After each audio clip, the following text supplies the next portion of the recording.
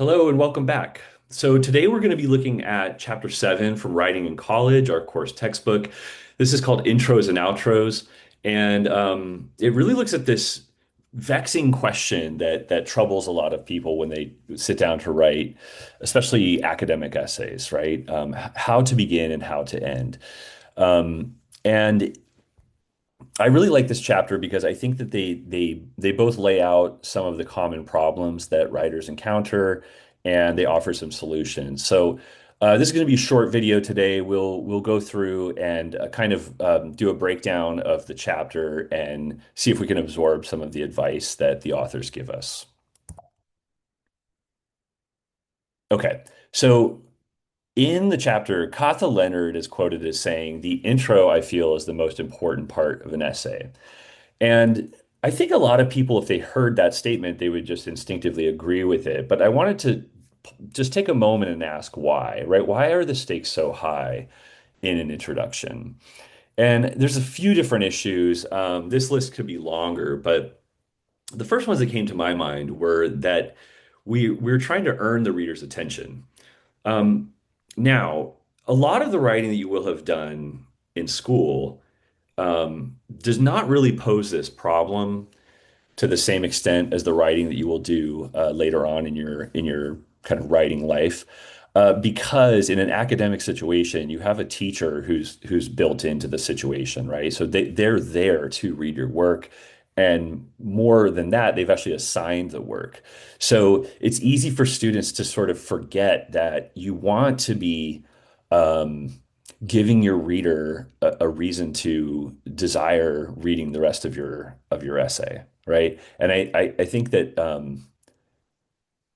when we're in the sort of student chair, we can often forget that. We might feel like our reader is just sort of this floating presence. And in the real world, readers' attention is being called upon in all different directions, right? So it's a real um, important thing to make a good move right at the beginning that will make your reader want to continue kind of going down the path that you're leading them down. Okay. Now, once you have their attention, a good introduction can help manage your reader's expectations. Okay.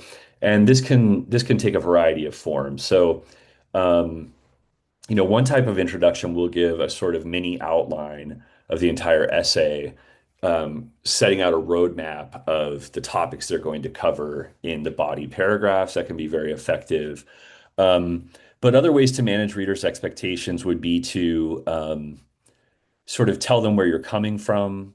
Like, how did you arrive at this question that you're investigating? What piqued your interest in the topic? You might also provide historical context or scientific background to the issue that you're looking at, right? And all of this detail that you give is going to help your reader sort of be able to know what to expect and also have a sense of you know, do they feel like they're in good hands, basically? Okay. Now, in the age of the internet, there's so much writing that we see on screens from day to day, and especially with the small form factor of phones, right, or tablets, we're often just reading little snippets of longer text and deciding whether or not to, open that link and continue to read the whole thing. And so, I think that technological innovations have made introductory sentences or even phrases even more important, right? Like they've always been important, but I think in today's media environment, this issue of beginning a piece of writing in a way that's going to get the attention of the reader has become all the more important.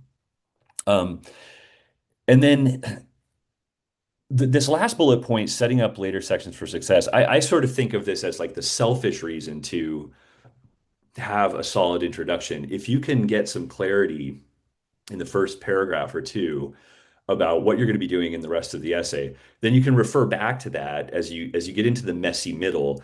We often stall out in the middle of a piece of writing and kind of feel like we're lost in the forest. And so a good introduction can be like a beacon or a lighthouse that kind of points the way through the thicket, and give you some guidance on where to go. Um, and it's nice to do that in an introduction when you're not going to be dealing with as much detail. You're probably not going to be quoting as heavily or providing as much evidence, but you can just lay out in broad strokes what you're going to be doing in the rest of the essay. Okay. Now, the novelist and essayist Jonathan Franzen has an interesting essay called Mr. Difficult, in which he talks about how writers should conceive of their relationship with the reader.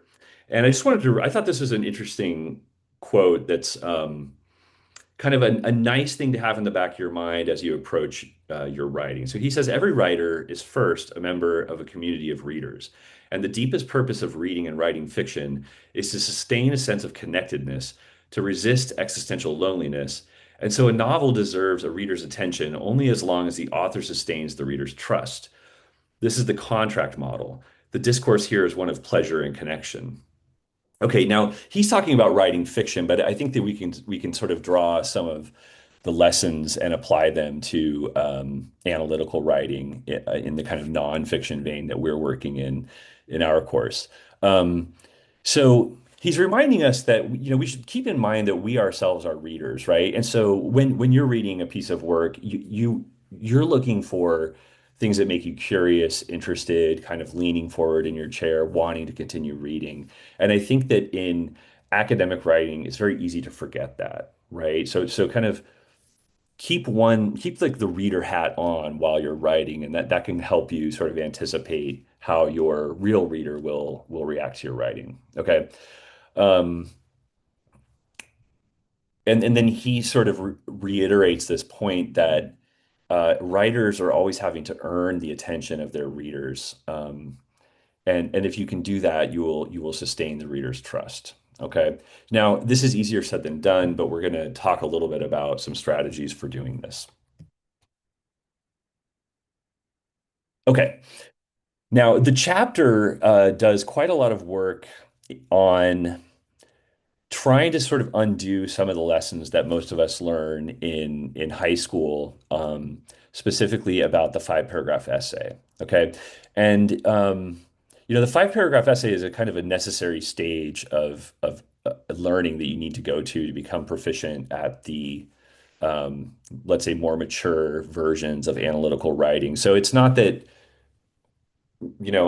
I would never say forget everything you learned about the five paragraph essay. There's a lot of very useful stuff in that framework. But one of the things that it seems to do to a lot of writers is um, give people the impression that the introduction is just this sort of opening move that's almost like an empty paragraph, just to sort of say, hey, I'm starting. And then, the body paragraphs are where all of the substantial kind of concrete information comes and the real argumentation. So they say the most prevalent misconception about introductions is that they shouldn't really say anything substantive. Substantive here would mean important, provocative, maybe information dense, right? And so, what do we get in place of substantive introductions?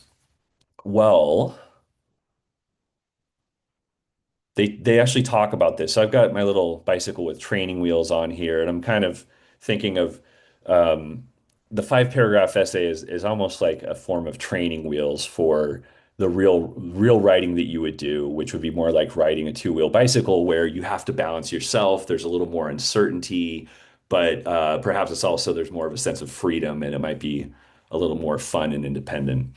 So they say that the five paragraph format that most students master before coming to college suggests that introductory paragraphs should start very general and gradually narrow down to the thesis.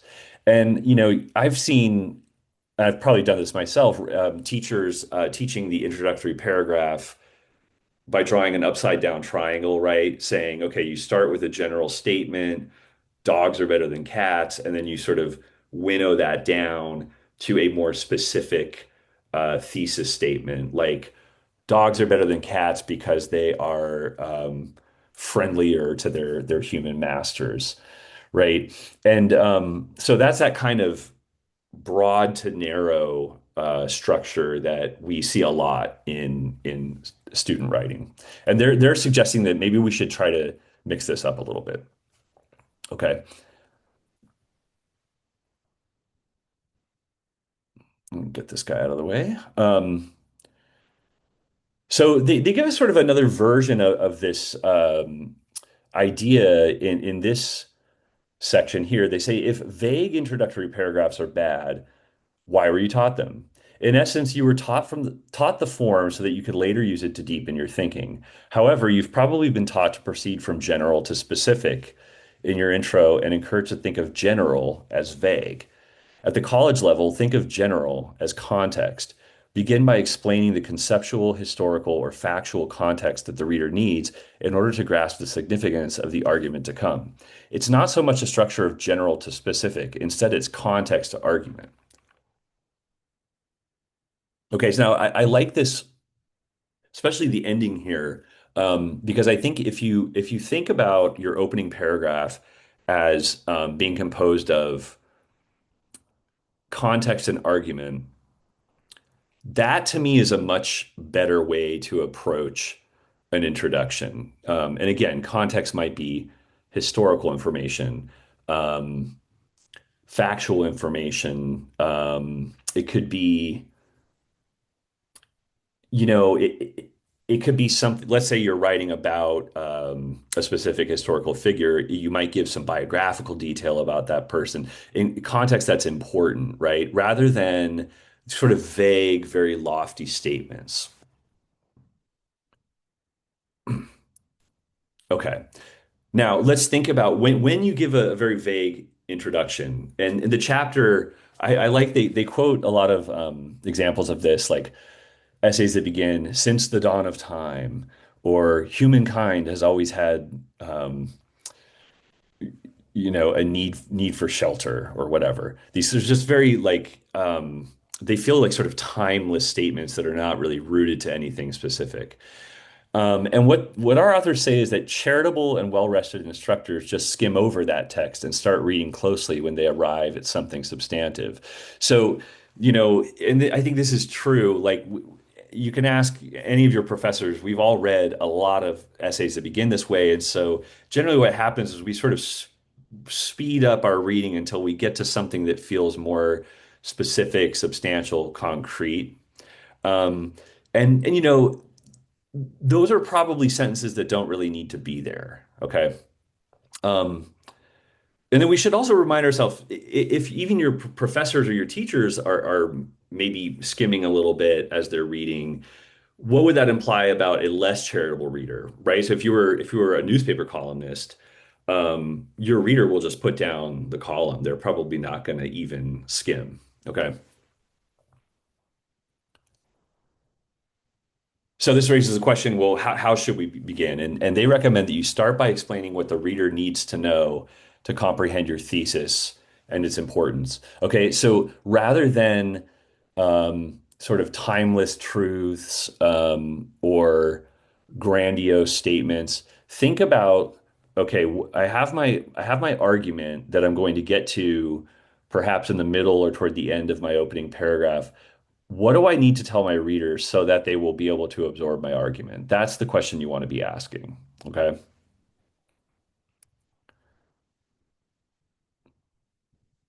Okay. So here's an example of two types of introduction for the same essay.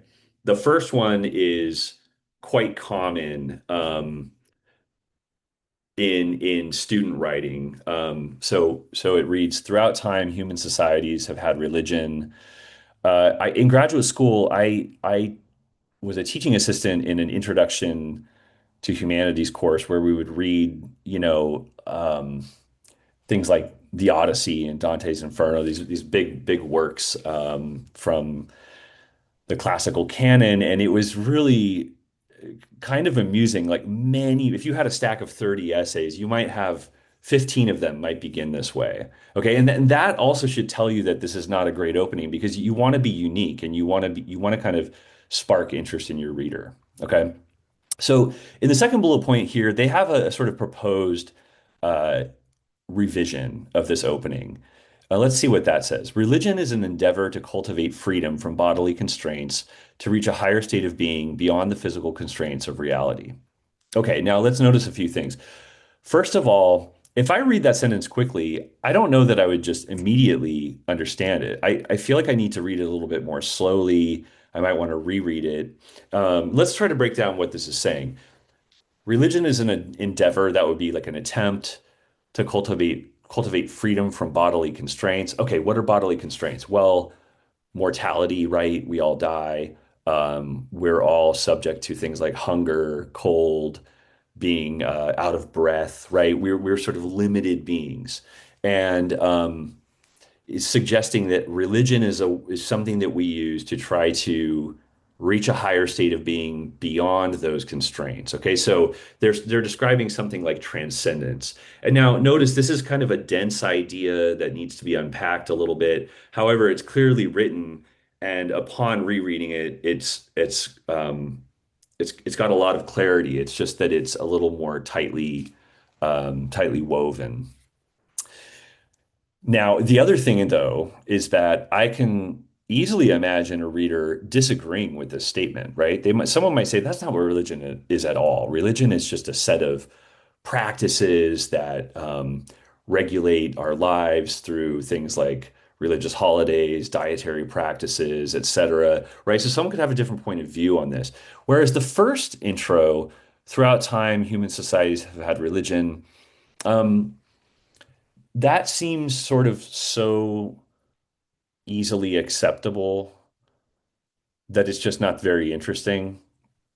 Um, and it's also throughout time, does that mean back to like caveman times, or are we talking about early hominids as well as modern day humans, right? It's just so broad that it's hard to really get too excited about this argument.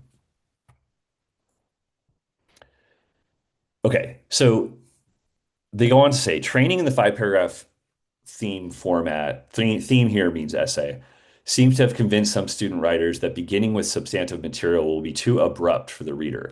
But the second example shows that a meteor beginning isn't jarring, it is actually much more engaging. Now, there's something I want to say about this. I have had students tell me this when I've suggested, hey, why don't we cut down your intro paragraph and just begin with the first substantial statement that you make? Sometimes they say, well, it feels too like it would be like going up to someone's the front door to their house and just kicking the door open, right? It feels almost impolite or something. Um, or staccato might be another way to kind of think about that. It's too abrupt. And I think that we feel this way because I totally understand that feeling. I have it too, and I think this comes from the fact that we learn to use language through the spoken form, right? And when we're speaking, kind of off the cuff, we have to give ourselves time to figure out what we want to say next, right? So a lot of times, if you ever watch someone give a speech, they'll get up there, they might tell a joke, they might have a sip of water, clear their throat. Um, and part of this is just to kind of give themselves time to rehearse in their mind, like, what am I going to say next, right? Um, or when people say like between different phrases in English, um, this is another form of kind of building in a little bit of delay so that your mind can prepare what to say next. But we have to remember writing takes place in a different sort of temporal situation.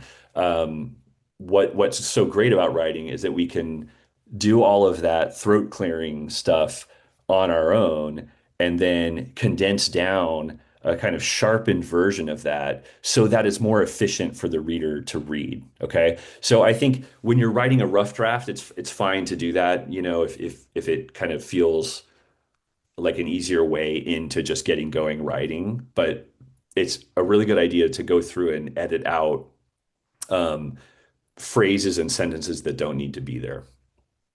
I have this bullet point down here, advice from Stephen Justice. This was a professor I had for a Shakespeare class in college. And we came in one day after everyone had turned in a paper on like a Thursday, and he read them over the weekend. And on Tuesday, we get into the lecture, and he he seemed kind of upset, and he said, "Listen, you should just cut out your first paragraph and just, write the introduction and then just delete it and start at the first body paragraph." Now, he was exaggerating. I'm not giving you that advice. Introductions do serve an important purpose. However, it is the case a lot of times that you will read a student's paper and the introductory paragraph is just not saying very much. But then you get a pleasant surprise in the first body paragraph, so paragraph number two of the essay, where they sort of address something that's more concrete, more substantial, and you feel like, okay, now we're headed somewhere. Okay, so this insight has always stuck with me because although I don't think I've ever written an introduction and just completely deleted it, I have like thought about that, and I will often look at my first body paragraph and ask myself, like, is this where I should be starting? And is the stuff that I put in the introduction really necessary? And sometimes you can kind of um, condense the introduction down, or maybe um, just kind of do this more abrupt starting that they were suggesting in the last slide. Okay, so the second half of the chapter talks about conclusions, and they begin with some advice that is perhaps slightly depressing, but I hope to convince you that it's not. So they say there isn't a standard recipe for a good conclusion. Now, this is interesting because I think a lot of us have been taught that there is a standard recipe. I know what I was taught. I was told um, just repeat your thesis statement, right? So some common advice in a very shortened form that you would hear about the five-paragraph essay would be tell them what you're going to tell them. That's the intro. And then tell them, and that would be your body paragraphs. And then tell them what you told them, which would be your conclusion. And I think a lot of students get some version of this advice. And what these authors are saying is like, let's try to think more creatively so that the conclusion has some value for the reader and we kind of maintain their trust. The problem, though, is when you try to do that, it's like we can't tell you exactly what that's going to look like. Okay. Now, knowing that, what I always do when I'm writing an analytical essay is I'll keep a little notepad and as I'm reading and researching and drafting my essay, I often just have like random ideas that I think, okay, that could be something I might put in the conclusion. And so I'll just write down notes. And so hopefully by the time I arrive at a place where I'm ready to write my concluding paragraph, I have a few ideas, about things I might want to bring up that are not just a restatement of the thesis. Okay. So they continue on to say that they should be sort of hard to write. They're the parts of the paper that express your most important ideas in the most precise ways. Okay, so what they're saying here is that the reason why the conclusion is difficult is that ideally you've started with a thesis or a claim or an argument that you may not have been completely sure of, right? Like you might sort of be making an assertion that, let's say, you're quite confident in, but as you write the body paragraph, you gain clarity, right? So hopefully by the time you get to the conclusion, you're able to kind of bring some of that increased clarity to your argument and offer the reader an even sharper, more refined version of the argument. Okay. And it's hard because, um, coming up with interesting original claims is not easy. Okay. Um, Okay, finally, they say by the time I'm finalizing a conclusion, I'm often fatigued with the project and struggling to find something new to say that isn't a departure into a whole new realm. And I have definitely felt this. A lot of times you're actually just literally exhausted. If you're writing on a deadline, um, you may have been working on it for many hours or many days, and a lot of times you're at the point where you kind of want to just be done with an essay. And so this is why it's really helpful to have a little stockpile of ideas for your conclusion. Okay. So that you're not just, I think a lot of times if we don't have that, we're tempted to just restate our thesis statement that we made in the introduction.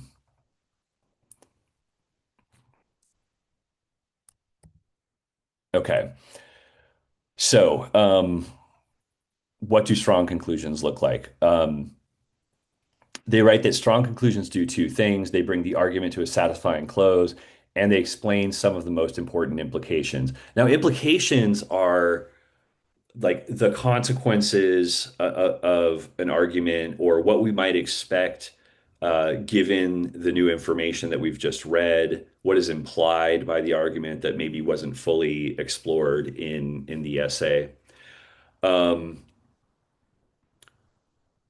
And then they go on to say you've probably been taught to restate your thesis using different words, and it's true that your reader will likely appreciate a brief summary of your overall argument, say two or three sentences for papers less than 20 pages.